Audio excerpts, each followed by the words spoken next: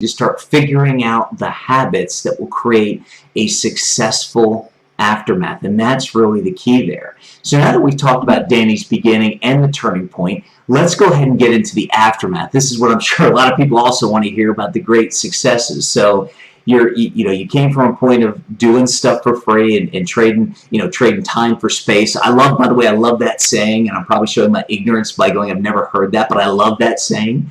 So you were trading time for space. Now you're at the point where you've come past the turning point, where your business is on the upswing, starting to be successful and becoming the successful business it is today. So let's talk about that journey in the aftermath.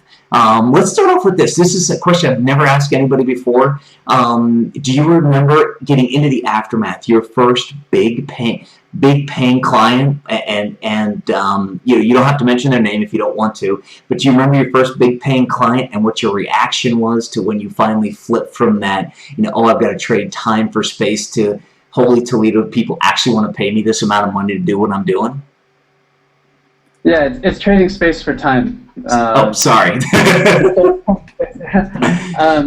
So yeah, again, it wasn't really like a single event that really happened. But the turnaround happened when, as I mentioned, I was reading a lot of marketing books, and I had to basically invent my whole business, from scratch, and that includes like the pricing models, how to close clients, how to write contracts. And so I was basically kind of making this all up as I went.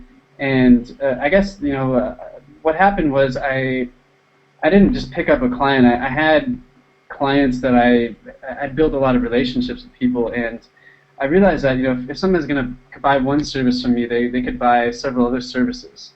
And so I just kind of learned, like, what was the value ladder that I could offer. So you might have something at the bottom of the value chain, which is like a service that's, say, $150 or $300, and then if that goes well, then they might need something else that's $1,000, and then if that goes well, then they have something that you built for them, and they need to market it. So maybe they'll pay you $1,500 a month after that. So it was really not for my existing services that I already had, but creating new services for my existing clients, and just being indispensable enough that they depended on me to keep their business at the top, to keep the customers coming into the door, and we did that really well. I could promise them results, and I delivered them. So as long as they're getting what they want, they're happy to give me what I want. So I was at that point where I'd done that, and I still had other things that I made mistakes along the way that were still to come, but I already had this one business that was making a lot of money, and I tried some other things that didn't work, but I had about 5 people working for me, so I could outsource most of the work, and I was working about 2 hours per day at that point, and just getting recurring income each month from my clients. So then I booked a one-way ticket to South America and spent about 6 months down there. And then, at first I was kind of just going back and forth, between home and just traveling, and I'd just go somewhere for a few months or 6 months. But now I'm just kind of permanently on the road. I've been traveling now for about 18 months now, with a base here in Thailand, and just kind of exploring this whole region of the world. And so I've been to 30-something countries now. I lost count. Man, that is epic. And one of the things I love so much about what you just said, and the direction you took the question in, is because the way the question was asked is what most people think, is that there's going to be this one major client that's going to set them up and just kind of skyrocket them. And what you said was so intense and so deep and so correct, which is, you don't have to be out looking. I'm going to translate. You don't have to be out looking for that one big client. If you have clients in your pipeline, whether you're charging them, whether you're giving them something for free, or whether you're charging them $50 a month, $100 a month, or $1,000 a month, that one of the best ways to increase your business is by saying, what else can I offer this client that they need? because I've proven that's in my space, and that they'll actually want to get from me, that I can do, or that at least I can make money on, because I've proven I can deliver for them. And let's face it, businesses like to deal with people who prove they can deliver for them, especially entrepreneurs.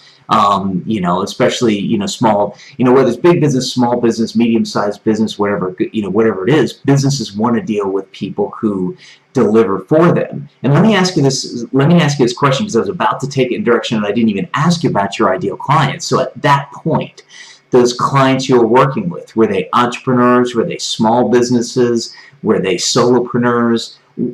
At that point, not necessarily today, but at that point, who were your clients that you ended up building more services for?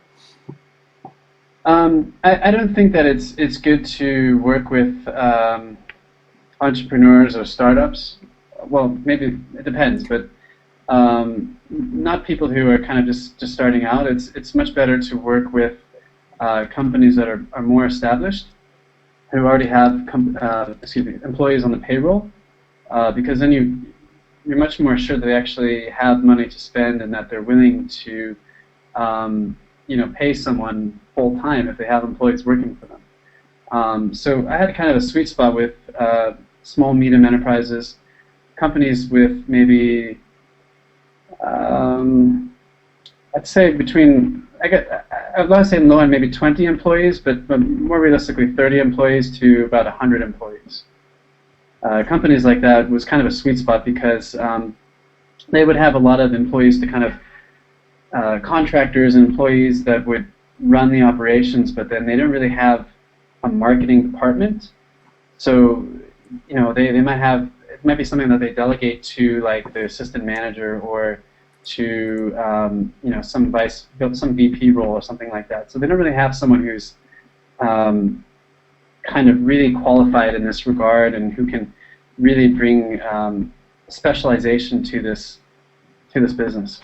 Dude, you're an epic genius. That's all I gotta say. And I say that in all truth and sincerity. You're an epic genius, because as you're saying that, it's like, well, duh, it makes perfect sense. Companies with 30 to 50, maybe 100 employees are focused on running their business, are focused on building their business the way they know how, and most of those companies don't have the money to invest in a marketing department, or don't think of investing in a true marketing department, or have just started to think about it because they're growing, and there Danny comes in and says, hey, I can do this. And brings in the smile and just says, hey, I'll deliver for you, and brings in that confidence. And not only am I complimenting Danny, but I want you all to really hear that and realize it. Part of the reason that makes Danny successful is he knows what he can deliver. He knows he can deliver, and he walks in with that position of strength and like, look, I can do this for you. And why? Because during his turning point, when he was giving away stuff for free, trading space for time. Is that the right? I'm sorry. Is that the right way to say it? Trading space for time. Yeah, trading space for time, and I still do that actually. Because when I stopped, I was traveling a lot, and I kind of lost interest in the work I was doing with the marketing stuff. So I switched careers, so to speak, and began writing. And now I have 4 best-selling books at the moment, but back then I was on my savings, as I was trying to get my first book off the ground, and I had to relearn everything from scratch. I was back to square one. So I did that same trading space for time, where I was basically hopping around from country to country, and I would do trades with people. I did 2 trades, like I mentioned, the Philippines and Thailand, a few places. I was doing volunteer work in Taiwan, where I was helping to build a global village. And all that time, I was really just trying to reduce the amount of pressures that I had to face, the things I had to deal with, so that I could just focus on writing the book and writing the best book that I could possibly produce.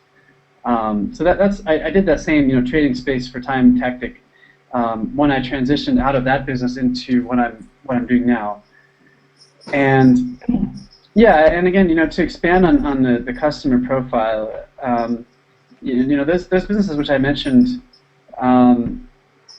A lot of them were family businesses. A lot of them did like home-based services, like construction, and they would often have like their son or their daughter who managed the marketing. So they would be doing the marketing, but then they would also be doing like a bunch of admin work And you know, I think that's where the real opportunity is, because there's a lot of companies out there like that who has someone who's managing maybe an AdWords campaign, for example, but they have no idea what they're doing.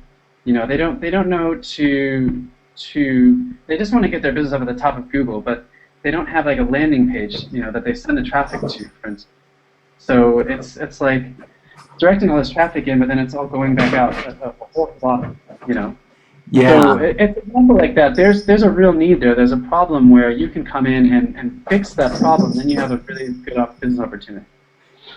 Yeah, definitely, and I think we'll talk more about that in the 10-hour in section 2. What I want to wrap this kind of section up with to kind of wrap that thought up, for those of you who are going, well, I'm not a marketer, the nugget that Danny just gave you is worth all the time you're going to spend watching this, because buried inside that nugget is that you look for businesses who have a need that you can fill, but that are currently being filled by somebody in the organization who doesn't really have that skill set and would be better off someplace else, who maybe is a self-taught programmer and learned a little bit about WordPress, but really isn't somebody who can make a WordPress site great. Maybe it's marketing, maybe it's advertising. You know, it could be anything. So take your skill, you know, to get to this great aftermath that Danny's got to, you take your skill, whatever that is, you find where it fits in with a company that, an industry or a company that, people are not complete, are doing 2 and 3 and 4 jobs, and you price it right so that people want to, hire you. We could talk forever about this. I'm going to kind of wrap up our Hero's Journey segment here. Today we're talking with Danny Flood, who started off as I'll say a military artist, not really a military artist, but somebody artistic and was in the military, went through, the period of couch surfing and is now on the other side, living what appears to be his dream, now being an author and living a lifestyle where he's created a 10-hour-a-week lifestyle business that is very successful. He's traveling the world, been in over 30 countries. Right now he's coming to us live from Bangkok, which is just awesome. We're going to, actually, it's epic. That's, got to be careful. I think somebody just trademarked awesome, so, it's now epic. So, we're going to take a very, very quick break. I want you to stick with us through the break. After the break, we're going to talk to Danny about how to create a 10-hour-a-week lifestyle business while traveling the world. And remember, at the very end of today's show, we've got a special offer from Danny. So I want you to hang out, give us 30, 45 seconds, and we'll be right back.